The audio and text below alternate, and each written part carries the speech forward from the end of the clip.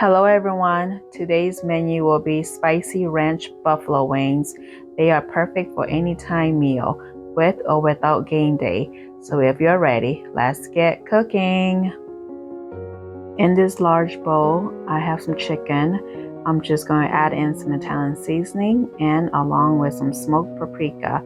And then with the best kitchen tools you got, go ahead and mix everything well, combine and coat the chicken well. Here with a baking sheet lined with foil and parchment paper, go ahead and place your chicken flat and try to do your best not to let them touch each other. But if you do, that's not a big problem either.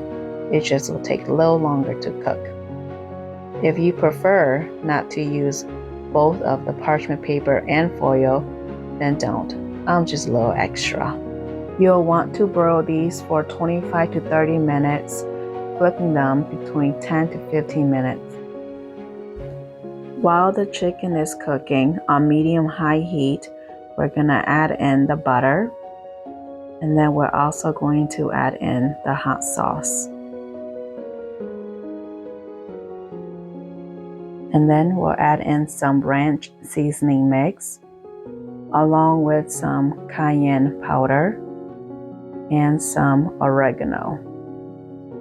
You'll want to give this a nice mix to combine and then let it come to a simmer. And then once it comes to a simmer, you'll want to turn down the heat on low and stir occasionally. It's been cooking for about 3 minutes now. Just going to give it a nice mix again, and this is the texture you're looking for. A little bit running and a little bit thickness.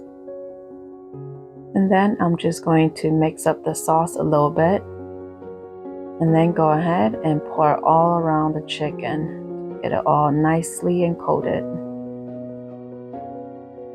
And don't forget to get every little piece of nooks and cranny out of that pot. Now I'm just going to gently toss it to coat the chicken evenly. You go ahead and use whatever you have on hand.